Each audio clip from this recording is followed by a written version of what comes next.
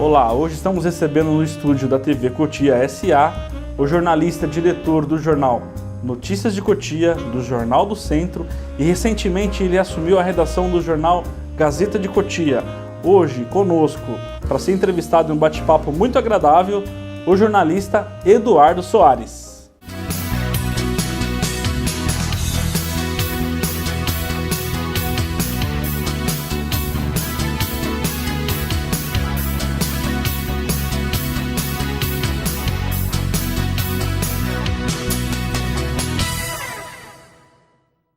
Dando sequência às nossas entrevistas, hoje conosco ele, o jornalista Eduardo Soares. Tudo bem, Eduardo? Como vai? Muito melhor agora na sua companhia, Léo. É uma honra, um prazer estar aqui nesse espaço. Sei o quanto você batalhou para ter esse arrojo de iniciativa. Estar aqui é realmente uma honra. Muito obrigado pelo convite. Eduardo, me conta um pouco da sua história na cidade. Da onde que o Eduardo veio, aonde que ele nasceu. Me fala um pouco da sua história. Bom, eu tenho que ser bem rápido e resumido, porque eu nasci em 1951. Então, a minha história, se eu for dividir 10 em 10 anos, já vai ser longa. Eu sou nascido aqui na vizinha cidade de Embu. Minha família, logo depois que eu nasci, uma parte dela até hoje vive no Embu, fomos morar na Vila Sônia. E eu frequentava a Cotia constantemente. E com muito prazer e muita alegria, eu consegui em 98 vir me mudar e me fixar em Cotia. E foi aí que eu estiquei mais ainda o meu paixão, meu amor pela cidade. Eu vim para cá e só faltava depois transformar isso também numa forma de trabalho dentro da cidade, para que eu não precisasse mais ter ligação com São Paulo, me dedicar exclusivamente à Cotia. Hoje, graças a Deus, eu consegui. Acompanho muito as associações aqui de Cotia e há um tempo atrás eu estive no Clube Paiquerê. Eu sei que você também tem uma passagem muito importante no Clube Paiquerê, né? Na realidade, o clube me proporcionou conhecer a sociedade da cidade. Foi ali que eu consegui conviver com pessoas que hoje fazem parte da minha vida. E foi um período muito fértil, porque lá nós tínhamos um paraíso, onde poucas pessoas tinham acesso a esse paraíso, mas lá criou-se muitas amizades. E quando eu saí do clube da administração, e no clube sou sócio até hoje, é um clube que está praticamente fechando, mas até hoje eu sou sócio ainda. Mas foi lá que a gente fez todo um conhecimento político, social, empresarial na cidade. Isso me permitiu partir depois para o projeto do jornal. Como começou? Como você decidiu falar, eu vou ter um jornal, abrir um jornal, ter um meio de comunicação? Eu acho que... Me conta um pouco, como que surgiu essa história? Bom, eu trabalhava em São Paulo, eu demorava, isso já falando de Problema Raposo Tavares, há quase 7, 8 anos atrás. Eu já desisti do trabalho em São Paulo por culpa da Raposo. Eu levava em média 3 horas para ir, 3 horas para voltar. Já naquela época? Já naquela época. Eu saía mais cedo e voltava mais tarde e isso foi me incomodando. Aí eu tive uma cirurgia muito grave, delicada, e que me criou problema para fazer esse trajeto. Então eu tive, por força de circunstância, que optar por alguma coisa aqui. E foi aí que eu entrei no caminho da mídia local. Da onde que surgiu o Eduardo empreendedor? A história de falar assim, não, hoje eu vou ter a minha própria empresa instituída e vou criar o meu próprio meio de comunicação. Na realidade, eu, às vezes que ficava aqui na cidade para fazer uma ou outra coisa, eu encontrava sempre uma figura histórica, que era o Paioli. Eu via aquele cidadão com o jornal embaixo do braço, entregando o jornal para as pessoas, e na maioria das vezes ele lia o jornal para a pessoa. Ele entregava o jornal e lia as notícias para a pessoa. Só que eu, quando recebi esse jornal dele, eu percebia que ele não tinha conteúdo comercial. Era a minha área, eu vinha de uma editora de São Paulo, e eu falei assim, meu Deus do céu, está aí a minha oportunidade de ficar na cidade, está aqui uma mídia. Entrei em contato com ele e fiz uma proposta. Espontâneo, você viu o jornal, pegou o jornal e ligou? Eu vi ali a possibilidade de negócio, eu falei assim, está aí a minha chance. Juntava um pouco da minha expertise no ramo e um pouco da minha necessidade de ficar aqui. E eu via no jornal essa possibilidade e isso aconteceu. Então logo falei com ele, ele aceitou. Eu na época tinha um outro sócio, Renato Ferraz. Nós dois juntos iniciamos um trabalho na Gazeta que durou 4 ou 5 edições. Reformulamos todo o jornal, trouxemos uma enormidade de anunciantes para o jornal. E assim a gente transformou a mídia dele e a minha ideia estava certa. Porém durou pouco por um desentendimento de Ele era uma pessoa difícil, ele não entendia. Sempre foi, né? Ele sempre foi. O muito Paioli era uma polêmico, né? pessoa inteligentíssima, só Super que ele culto. divagava, ele entrava em astral, em alfa e nuvens, e ninguém acompanhava mais ele. E aí houve um desentendimento, e na ocasião o Renato, que era meu sócio, falou assim, a gente é covarde ou não? Vamos montar um jornal? E aí nós fomos e montamos o Notícias de Cotia. E aí isso interfere um pouco na minha história no jornalismo em Cotia. Com certeza. Porque eu também vi o seu jornal e achei o jornal muito bacana. E foi um projeto maravilhoso para a cidade. E é até hoje. Hoje praticamente o jornal pioneiro no jornal Notícias de Cotia na cidade. Como é que foi a história a partir daí, que você saiu do Paioli, que você começou no jornal Notícias de Cotia? Eu sei que deve ter sido muito fácil para você fazer um jornal na cidade, né? Não, não foi nada fácil, não. Achávamos que tínhamos tudo na mão. Quando começamos a diagramar o jornal, a fazer as artes do jornal, as pessoas que tínhamos à mão se mostraram muito frágeis. Quando eles perceberam que a gente queria um projeto mais arrojado, as pessoas entraram em pânico. Teve um que fazia a arte do jornal, foi embora, ficou 3 dias desesperado em casa. Então a gente fez a primeira edição, foi heróica, e saiu uma droga. O jornal veio todo fora de registro, e nós tínhamos feito 30 mil exemplares para a primeira edição. Mas era assim, era uma vergonha, mas não tínhamos o que fazer, tínhamos que colocar na rua. E aí o Léo viu esse jornal e veio atrás da gente e disse, olha, eu posso melhorar isso para vocês. E fizemos um projeto novo com a entrada do Léo. E aí o jornal sim deslanchou. Fizemos 3 ou 4 edições, foi uma maravilha. Bacana, foi um projeto muito bacana. O jornal tomou o vulto e a gente, a partir daí, podia-se dizer que construímos um jornal. Nessa época também, o meu filho, que foi muito ajudado pelo Léo, começou a socorrer a gente. Quando saía alguém, ele dava um jeitinho, ajudava e foi fazendo, e o Léo orientando. Hoje, o meu filho, junto com a minha filha, tem uma agência, mas a história deles foi nascida e fundida dentro do jornal nessa época. E você gostou tanto desse projeto, que você pegou mais um jornal. Eu queria voltar um pouquinho na história e fazer aqui uma declaração de gratidão. Teve uma pessoa, naquela época, como nós não tínhamos estrutura nenhuma, a pessoa nos permitiu usar as instalações do escritório dele. Foi o Marcos da Works. O Marcos generosamente nos acolheu, nos recebeu e nos deu todas as condições para que a gente pudesse chegar onde chegou hoje. Não poderia deixar de esquecê-lo jamais. E você assumiu a redação do Gazeta de Cotia. Como é que foi esse trâmite? Onde despertou a vontade de você resgatar o jornal e dar continuidade ao trabalho do Paioli? Bom, primeiro a gente tem que considerar um fato, principalmente nos dias de hoje, muito marcante. Hoje existe uma pesquisa de que a maioria das empresas mal chegam aos 6 meses de vida, quiçá 1 ano. Então, para mim que tenho o Notícias Cotia no 7º ano de atividade e assumir um jornal que completa agora em julho 40 anos, eu acho que são marcos que têm que ser respeitados e admirados e servir de exemplo. O Paioli, só eu sei a luta que esse homem teve para manter esse jornal. Né? E ele faleceu numa dificuldade muito grande, num abandono total, numa situação muito delicada. Mas ele jamais abriu mão de, religiosamente, o jornal dele estar na rua. Então, quando me foi oferecido o jornal, eu, com muito orgulho, muita honra, assumi esse compromisso com o Júnior, o filho, e a Francesca, a filha dele, pessoas muito dóceis, muito carinhosas, e juntos nós temos um projeto. Hoje é o projeto de manter o Notícias de Cotia pelo menos por mais 40 anos e trazê-lo para uma realidade atual. Modernizamos, fizemos um projeto gráfico, uma linguagem mais adequada, mas ele vai continuar contundente, ele vai continuar com aquela perspicácia do Paioli para que a gente não tire. Eu não quero fazer 3 jornais, uma cara só. A gente quer cada um manter a sua característica. A gente está vivendo um momento muito delicado politicamente, né, Eduardo?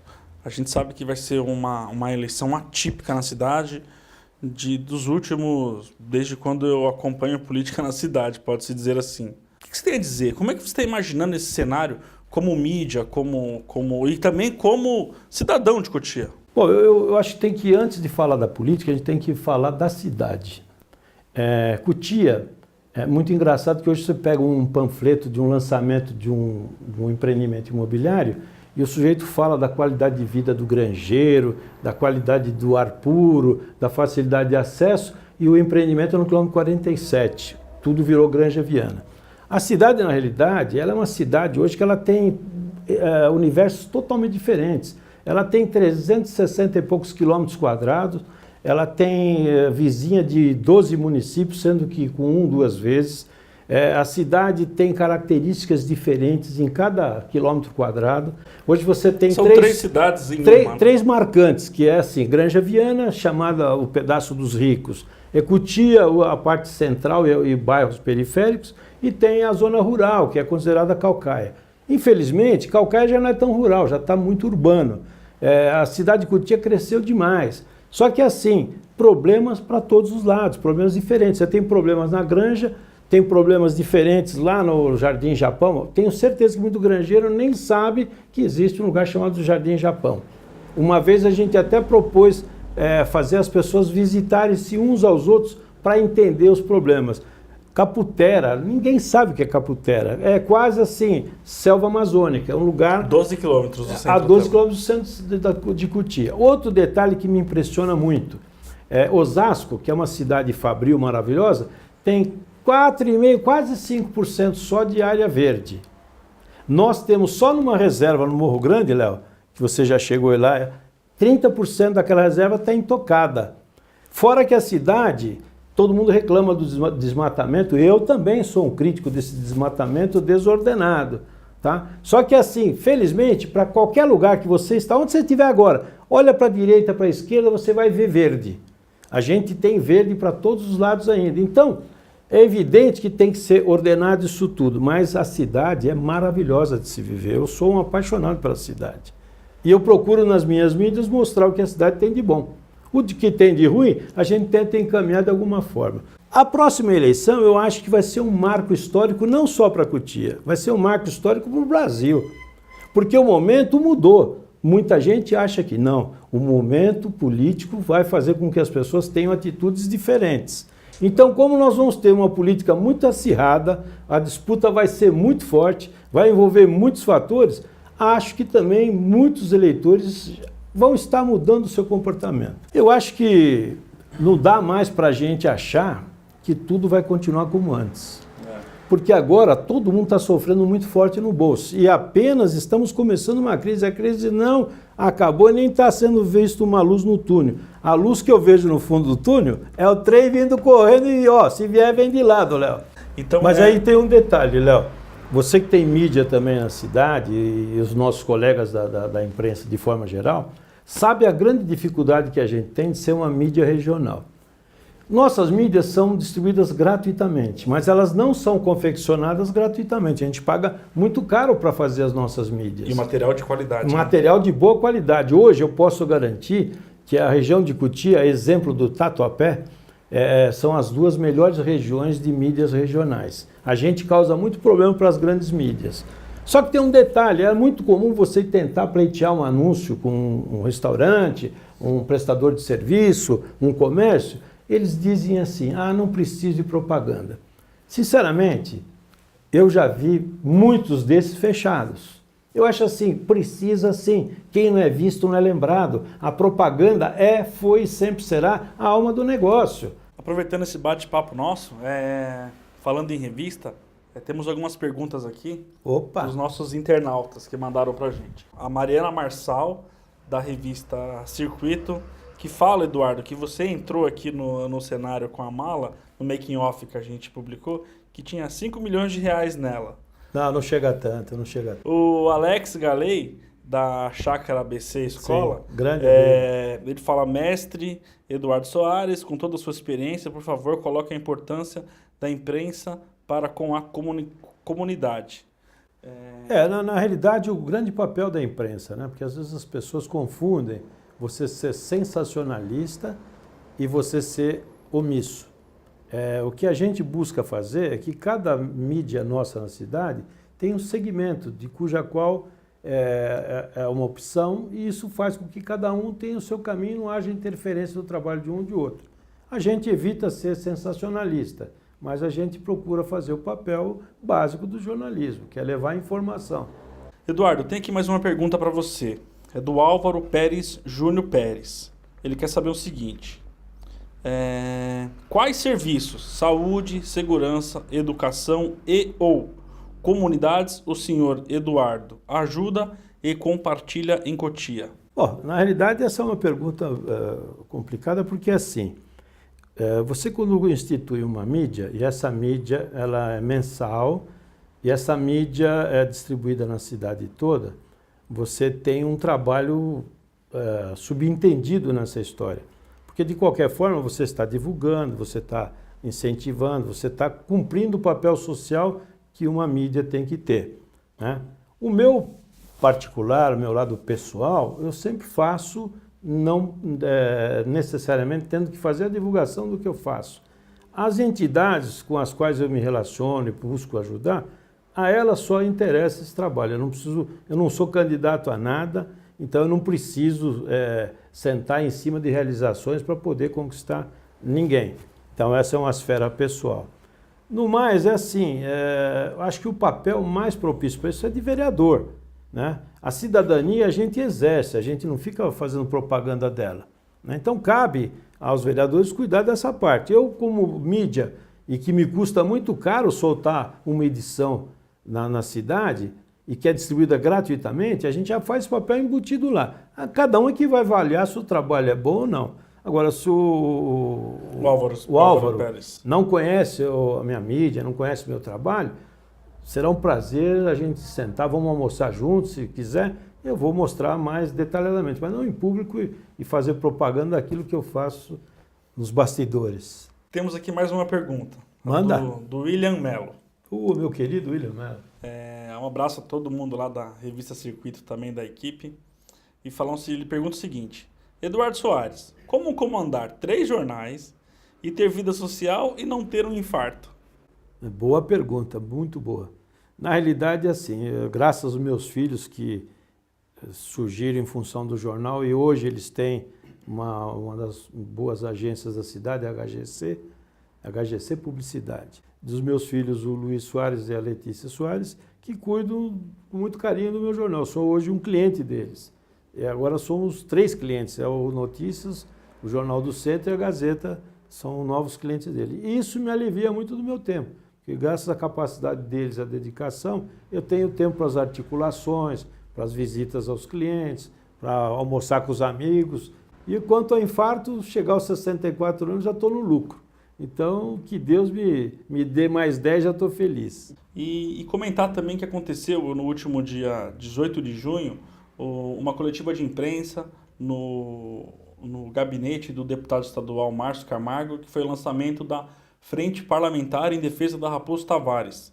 Tá? O evento foi no último dia 24/6, o lançamento lá na Assembleia Legislativa, contou com várias autoridades, várias pessoas de segmentos importantes que precisam resolver o problema da Raposo Tavares, como secretário de transporte, líderes de caminhoneiros, de cooperativas das regiões que passam pela Raposo Tavares.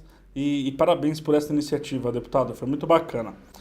Eu queria também agradecer hoje aqui ao Tom Coelho, também do NJE, lá do Ciesp, que convidou a gente para participar do evento da rodada de negócios, o Happy Business, no restaurante da Dom Camilo, lá na Avenida São Camilo, um belo restaurante, muito bacana. Você com a sua empresa, procure se informar, participar, acesse lá o site do Tom Coelho, é um grande parceiro nosso, está aqui à disposição, vai ser entrevistado aqui com a gente também, tá bom? Eduardo, foi um prazer receber você aqui, eu fico muito feliz de compartilhar a história dos meus colegas da imprensa aqui da cidade, mas a gente vai deixar para uma próxima ainda. Com certeza você vai voltar aqui, se Deus quiser, e a gente vai fazer uma outra entrevista. Eu que agradeço essa oportunidade, principalmente pelo carinho que você sempre demonstra comigo, com os meus filhos, com a agência, com o jornal. A gente tem essa proximidade, fomos nascidos lá atrás e que a gente tem um caminho muito longo juntos pela frente. Muito obrigado pela honra. Eu que agradeço, Eduardo. Fiquem com Deus, até a próxima e nos acompanhem e siga no Facebook também. Abraço, até mais.